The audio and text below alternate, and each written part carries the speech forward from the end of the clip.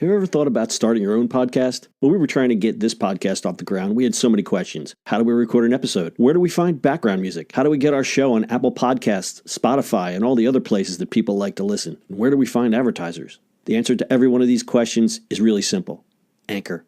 Anchor is a one-stop shop for recording, hosting, distributing, and monetizing your podcast. And best of all, it's 100% free and 100% ridiculously easy to use. Anchor makes it simple to get up and running.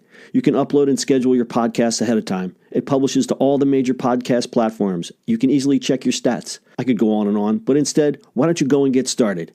Go to anchor.fm/start to join the e-commerce minute and a diverse community of podcasters already using Anchor. That's anchor.fm/start. We can't wait to hear your podcast.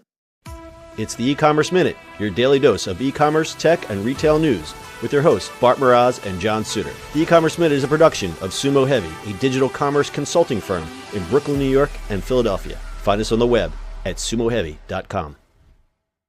It's E-commerce Minute episode 273. In today's episode, Tagwalk wants to be the Google of fashion. Alexandra Van Hout was a fashion assistant in Paris. She would sit in the back offices of magazines like Grazia, Glamour, or international editions of Vogue for countless hours researching and cataloging looks for fashion shoots. The process, performed by fashion assistants around the globe, was monotonous and tedious. For a multi-billion-dollar industry that is all about being on the cutting edge, the whole system was totally hopeless, Van Hout told Payments. She figured there had to be a better way. As with any great startup, out of pain comes a great idea.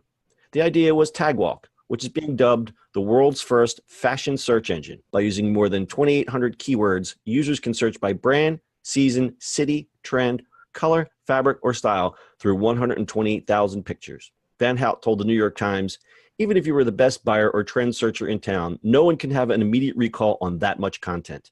Now, if you remember that Prada used neon last season and want to see who else did for a mood board, you can do it fast and with just a few clicks of your mouse. The business model does not depend on subscriptions or advertising.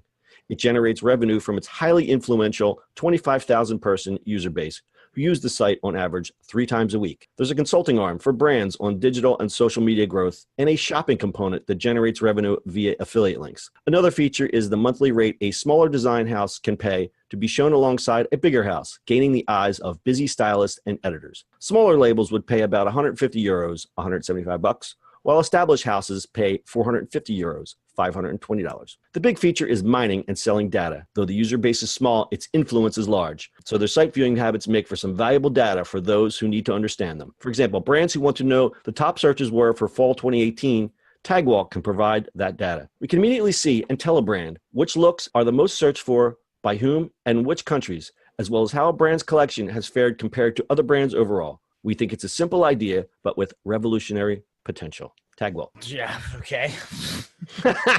I don't understand it.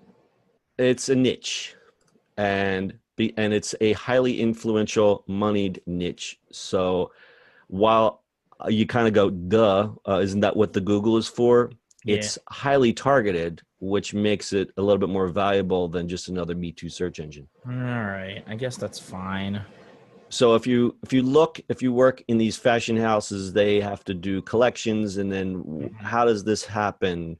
You have these fashion assistants, and all they do is put together mood boards and like, oh, here's the ideas for this year, and blah blah blah, blah. And it's literally what she said. They basically go through magazines, and they just sit there and cut up magazines and go, what do you think about this? What do you think about this?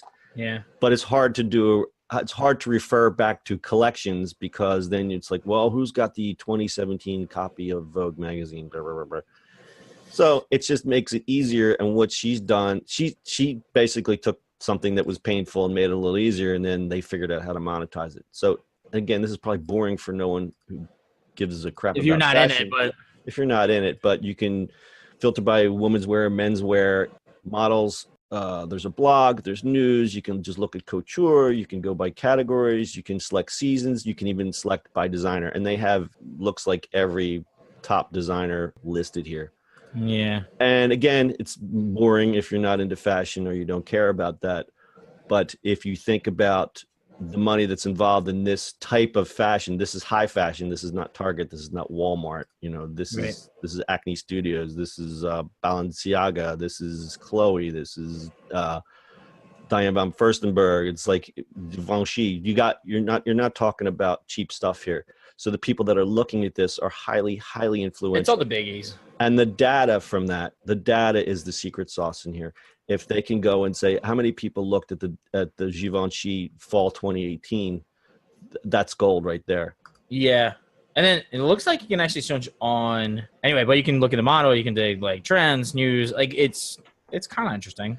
Yeah, I think it just cuts down on the whole process of putting together a show, because the designer will say, "This is what I see. I see all young willowy blondes wearing Hawaiian shirts."